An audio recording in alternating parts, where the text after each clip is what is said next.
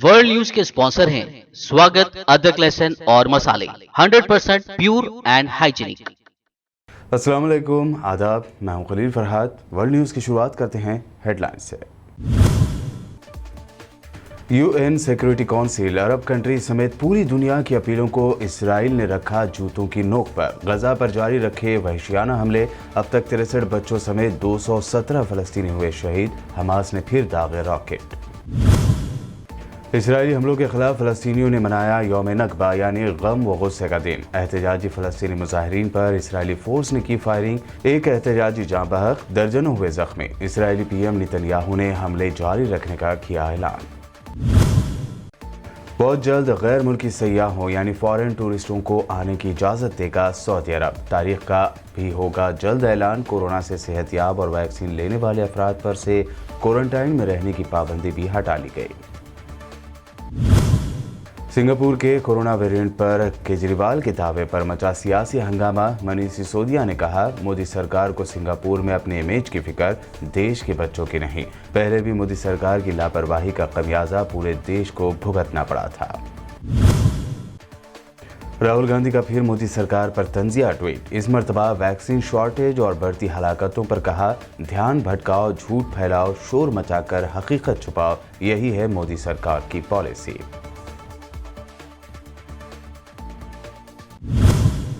और गुजरात में साइक्लोन तौते से तबाह हुए इलाकों का पीएम मोदी ने किया एरियल सर्वे। तो महाराष्ट्र एनसीपी लीडर नवाब मलिक ने कहा, महाराष्ट्र में भी इस साइक्लोन से हुई तबाही, लेकिन नहीं हुआ कोई सर्वे। ये खुली पार्शियलिटी नहीं है तो और क्या है। इंटरनेशनल कम्युनिटी की तरफ से बार बार जंगबंदी की अपीलों के बावजूद फ़लस्तीन के इलाके गजा की पट्टी पर इसराइली फ़ौज की वहशियाना कार्रवाइयों का सिलसिला जारी है।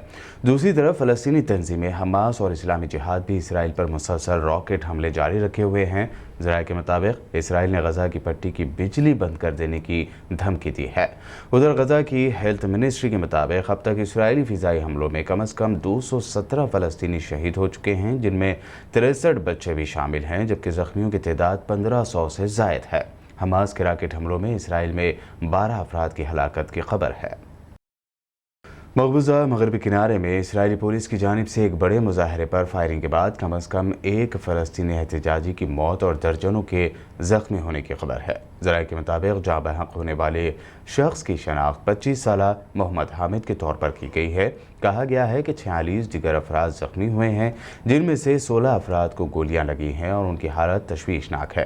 गजा में जारी इसराइली हमलों के खिलाफ हज़ारों फ़लस्तीनियों ने मकबूजा मगरबी किनारे में रैलियाँ निकाली। ये रैलियाँ इसराइल के मकबूजा इलाके और फ़लस्तीनी कस्बों में इसराइली बाज़ाबातकारों के खिलाफ निकाली गईं, जिसमें मुंतज़मीन ने इसराइली हमलों के सिलसिले में यौम नकबा यानी गम व गुस्से का दिन करार दिया।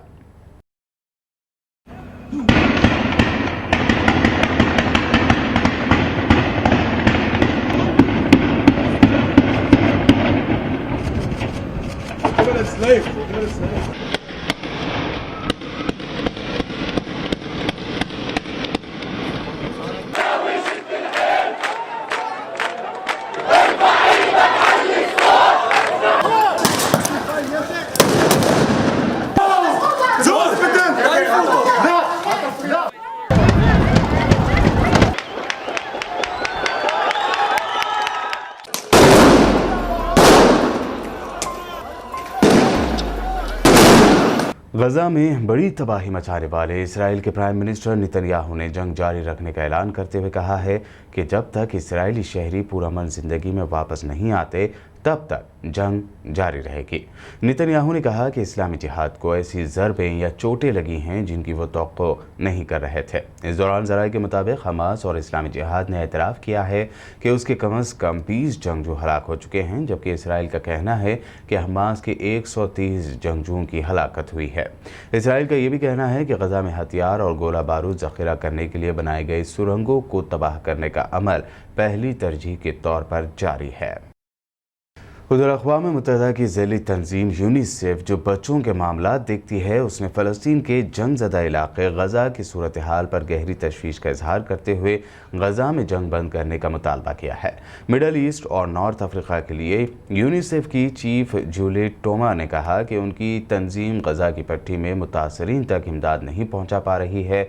उधर अक़वाम मुत्तहिदा के तर्जुमान का कहना है कि गज़ा की पट्टी की सूरत हाल इंतहाई खौफनाक शक्ल इख्तियार कर चुकी है और यूनिसेफ गुर्ब अर्दन की करम अबू सालम के रास्ते गज़ा की पट्टी को इमदाद फराहम नहीं कर सकी है। उन्होंने कहा कि गज़ा में फौरी और देरपा अमन का क़याम फौरी और नागुज़ीर है। इसराइल से अमन मुआहदा करने वाले मिडल ईस्ट के मुल्क जॉर्डन ने गज़ा पर इसराइली हमलों के पेश नज़र इसराइली सफ़ीर को मुल्क से बेदखल करने की धमकी दी है। जॉर्डन के प्राइम मिनिस्टर बशर अल-क़सावाना ने कहा है कि पार्लियामेंट से मंजूरी के बाद उनका मुल्क इसराइली सफ़ीर को बेदखल कर सकता है। माहिरीन का कहना है कि जॉर्डन के बादशाह अब्दुल्ला दुवम को इसराइल और फ़लस्तीनियों के दरमियान जारी कशीदगी पर तशवीश है और वह सिफारतकारी के ज़रिए ख़तरनाक होती कशीदगी के ख़ात्मे की कोशिश कर रहे हैं। बता दें कि जॉर्डन और इसराइल ने 1994 में पीस डील साइन की थी और जॉर्डन फ़लस्तीनी रियासत का अहम हामी भी रहा है। जॉर्डन के हुकाम को अंदेशा भी है कि गज़ा में कशीदगी बढ़ने की सूरत में 1948 और 1967 की तरह फ़लस्तीनी महाजरीन की एक लहर जॉर्डन का रुख कर सकती है। इसराइली मज़ालिम के ख़िलाफ़ फ़लस्तीन की हिमायत में पाकिस्तान और तुर्की मिलकर अक़वाम मुत्तहिदा में आवाज़ उठाएंगे। पाकिस्तान के फ़ॉरेन मिनिस्टर शाह महमूद कुरैशी इस सिलसिले में तुर्की पहुँचे हैं। हवाई अड्डे पर अंकारा के डिप्टी गवर्नर इस्माइल कुरैशी और तुर्की में पाकिस्तान के सफ़ीर साइरस काजी और सिफारतखाने के सीनियर अफसरान ने उनका खैर मक़दम किया। शाह महमूद कुरैशी तुर्की, फ़लस्तीनी और सूडानी हम मनसब के साथ अक़वाम मुत्तहिदा के हेडक्वार्टर न्यूयॉर्क जाएंगे, ताहम उनका न्यूयॉर्क का दौरा मौक़र कर देने की खबर है। सऊदी अरब बहुत जल्द गैर मुल्की सयाहों यानी फ़ॉरेन टूरिस्टों के लिए अपने दरवाजे खोल देगा। सऊदी टूरिज़म अथॉरिटी यानी STA के चीफ एग्जीक्यूटिव फ़हाद हमीदुद्दीन ने कहा कि सऊदी अरब को इस साल गैर मुल्की सयाहों के लिए दोबारा खोल दिया जाएगा और इस ज़मन में बहुत जल्द ऐलान भी किया जाएगा। हालांकि उन्होंने इसकी कोई हतमी तारीख देने से गुरेज किया है। उनके इस बयान से पहले इतवार को सऊदी हुकूमत ने कोरोना वायरस के ताल्लुक से लगाई गई पाबंदियां ख़त्म करने या उनमें नरमी करने का ऐलान किया है और अब बैरून मुल्क से यानी फ़ॉरेन से आने वाले ऐसे अफराद को क्वारंटाइन में रहने की ज़रूरत नहीं होगी जो कोरोना की वैक्सीन लगवा चुके हैं या इस महलिक वायरस का शिकार होने के बाद सेहतयाब हो चुके हैं। ऐसे अफराद को अब सऊदी अरब में आने के बाद हुकूमत के मख्तस करदा होटलों में क्वारंटीन में रहने की ज़रूरत नहीं होगी। यूरोपीय मुल्क ऑस्ट्रिया में कोरोना वबा के सबब महीनों लॉकडाउन के बाद आज बुध 19 मई से रेस्टोरेंट्स और कैफ़ेज़ को दोबारा खोलने की इजाज़त दे दी गई। साथ ही हेरिटेज सेंटर्स और होटलों को भी दोबारा खोला जा रहा है। अब रेस्टोरेंट्स, कैफ़ेज़ और दीगर हेरिटेज सेंटर्स में मेहमानों को महज बैरूनी हिस्से टेरेस वगैरह में नहीं बल्कि अंदरूनी हिस्से में भी बैठने की इजाज़त होगी। ताहम उन्हें चंद ज़रूरी हिदायत पर अमल करना होगा। मिसाल के तौर पर कोरोना का नेगेटिव टेस्ट की रिपोर्ट और कोरोना वैक्सीनेशन का सर्टिफिकेट या कोरोना इन्फेक्शन के हमले से बच जाने का सबूत पेश करना होगा। ऑस्ट्रिया की 9 मिलियन की आबादी के 40% अफराद को अब तक कम अज़ कम कोरोना के ख़िलाफ़ वैक्सीन का पहला डोज दिया जा चुका है। वर्ल्ड न्यूज़ में खबरों का सिलसिला लगातार यूं ही जारी रहेगा। फिलहाल रुकते हैं एक छोटे से ब्रेक के लिए।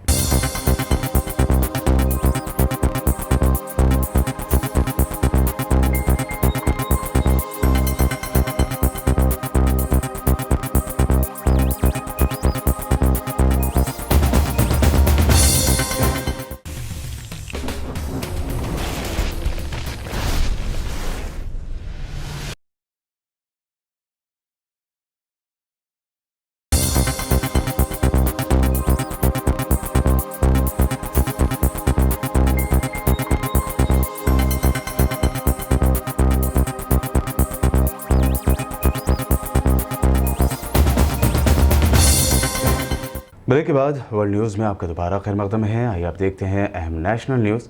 दिल्ली के CM अरविंद केजरीवाल की जानिब से सिंगापुर के कोरोना वेरिएंट को लेकर अंदेशा जाहिर करने के बाद मोदी सरकार गुस्सा हो गई। डिप्टी सीएम मनीष सिसोदिया ने केजरीवाल का बचाव करते हुए कहा कि पहले लंदन में आए स्ट्रेन के बारे में वार्निंग दी गई थी, लेकिन मोदी सरकार ने कोई कदम नहीं उठाया।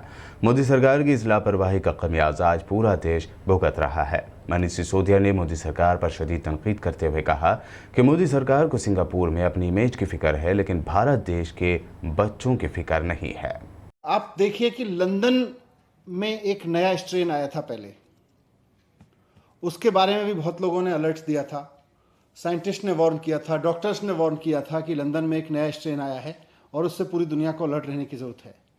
भारत सरकार ने समय रहते कोई कदम नहीं उठाया और लंदन में आए उस स्ट्रेन की वजह से और भारत सरकार की लापरवाही की वजह से आज देश की हालत देखिए क्या हो गई है।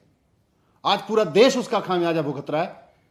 जो अलर्ट ये समझने के लिए था कि हम अपने कुछ कदम उठाएं, उस वक्त भी भारत सरकार हाथ पे हाथ रखे बैठी रही। लंदन में नया स्ट्रेन आया और आज हजारों लोगों की जान चली गई। कोई परिवार ऐसा नहीं बचा जिसके घर में कोई जिसके अपने जिधर नजर उधर उसको डेथ ना नजर आ रही हो, जिसका कोई अपना हॉस्पिटल में भर्ती ना हुआ हो या कोविड ना हुआ हो।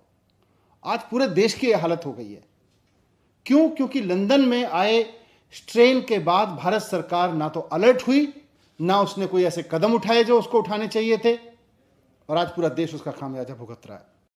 आज आप किसी भी पेरेंट्स से बात कर लीजिए, देश के पेरेंट्स से बात कर लीजिए, आप किसी भी आदमी से बात कर लीजिए, उससे पूछिए कि उसको सिंगापुर के साथ इमेज की चिंता है या अपने बच्चों की चिंता है। सारे माँ बाप कहेंगे कि हमें अपने बच्चों की चिंता है, लेकिन भारतीय जनता पार्टी को सिंगापुर में इमेज की चिंता है, केंद्र सरकार को सिंगापुर के साथ इमेज की चिंता है।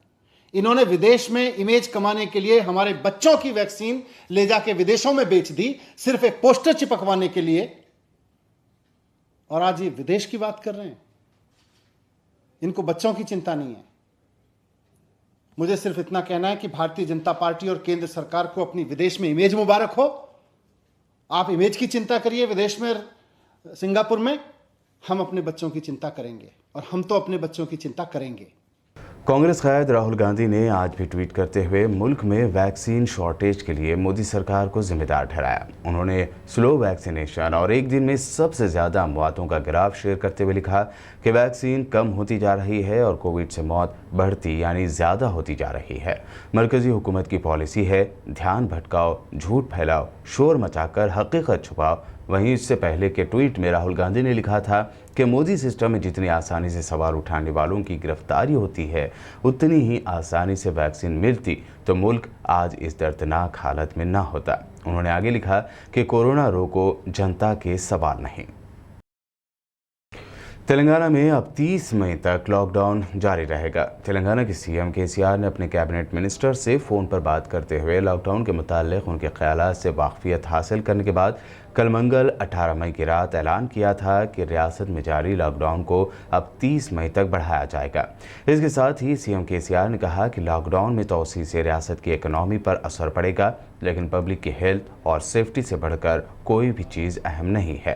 केसीआर ने चीफ सेक्रेटरी सोमेश कुमार को इस सिलसिले में एक जीओ जारी करने की भी हिदायत दी। लॉकडाउन में तोसी के बाद अब 20 मई को होने वाले कैबिनेट की मीटिंग मनसूख यानी कैंसिल कर दी गई है, जबकि रियासत के मिनिस्टर कोविड हालात पर नज़र रखने और तिब्बी सहूलतों को मज़ीद बेहतर बनाने की गर्ज से अजला में मसरूफ़ हैं।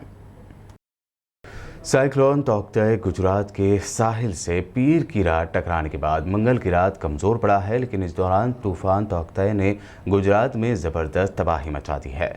रियासत के मुतादिद अजला में तकरीबन 16,000 मकानात तबाह हो गए हैं, जबकि इस तूफ़ान की वजह से 13 लोगों की मौत की भी खबर है। तूफ़ान तौकते पीर की रात गुजरात के सौराष्ट्र साहिल से टकराया। इंतहाई शदीद तूफ़ान तौकते के सबब 185 किलोमीटर फ़ी घंटे की रफ्तार से हवाएं चल रही थीं।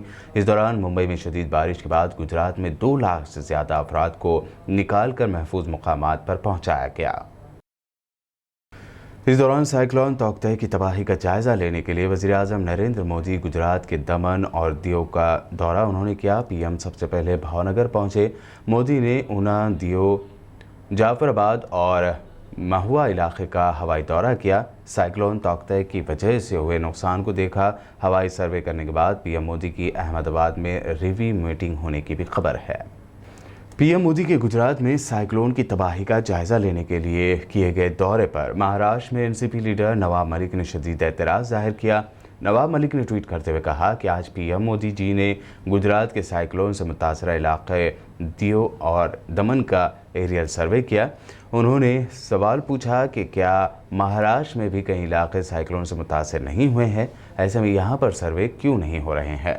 नवाब मलिक ने पूछा कि क्या ये वाज़ेह इम्तियाजी सलूक यानी पार्शियलिटी है या नहीं। सीबीआई ने नारदा रिश्वत मामले में वेस्ट बंगाल की सीएम ममता बनर्जी को भी कलकत्ता हाई कोर्ट में फरीक बनाया है। इसके अलावा रियासत के मिनिस्टर मल्लिया घाटक और तृणमूल कांग्रेस के एमपी कल्याण बनर्जी को भी फरीक बनाया है। सीबीआई ने इस केस को बंगाल से बाहर ट्रांसफर किए जाने की मांग की। केस को रियासत से बाहर ट्रांसफर करने की मांग करते हुए सीबीआई ने कहा है कि चारों मुलजिमों को जिन्हें पिछले हफ्ते अरेस्ट किया गया है और अभी वो जेल में हैं, उन्हें पुलिस कस्टडी में रखा जाए। हाईकोर्ट में दाखिल दरख्वास्त में सीबीआई ने कहा कि वो पीर को सीएम ममता और दीगर की मौजूदगी में फैलाए गए दहशत के नतीजे में गिरफ्तार किए गए मुलजिमीन की कस्टडी नहीं मांग पाए थे। और आखिर में हेडलाइंस पर एक और नजर। UN security council Arab country समेत पूरी दुनिया की अपीलों को इसराइल ने रखा जूतों की नोक पर। गजा पर जारी रखे वहशियाना हमले, अब तक 63 बच्चों समेत 217 फलस्तीनी हुए शहीद। हमास ने फिर दागे रॉकेट। इसराइली हमलों के खिलाफ फलस्तीनियों ने मनाया यौम नकबा यानी गम व गुस्से का दिन। एहतजाजी फलस्तीनी मुजाहिरीन पर इसराइली फोर्स ने की फायरिंग, एक एहतजाजी जाँ बहक, दर्जनों हुए जख्मी। इसराइली पीएम नेतन्याहू ने हमले जारी रखने का किया ऐलान। बहुत जल्द गैर मुल्की सयाहों यानी फॉरेन टूरिस्टों को आने की इजाज़त देगा सऊदी अरब। तारीख का भी होगा जल्द ऐलान। कोरोना से सेहतयाब और वैक्सीन लेने वाले अफराद पर से क्वारंटाइन में रहने की पाबंदी भी हटा ली गई। सिंगापुर के कोरोना वेरिएंट पर केजरीवाल के दावे पर मचा सियासी हंगामा। मनीष सिसोदिया ने कहा, मोदी सरकार को सिंगापुर में अपने इमेज की फिक्र, देश के बच्चों की नहीं।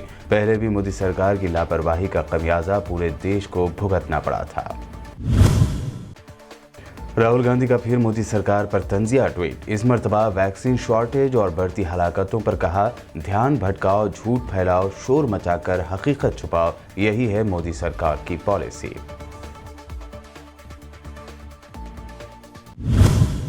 और गुजरात में साइक्लोन तौते से तबाह हुए इलाकों का पीएम मोदी ने किया एरियल सर्वे। तो महाराष्ट्र एनसीपी लीडर नवाब मलिक ने कहा, महाराष्ट्र में भी इस साइक्लोन से हुई तबाही, लेकिन नहीं हुआ कोई सर्वे। ये खुली पार्शियलिटी नहीं है तो और क्या है।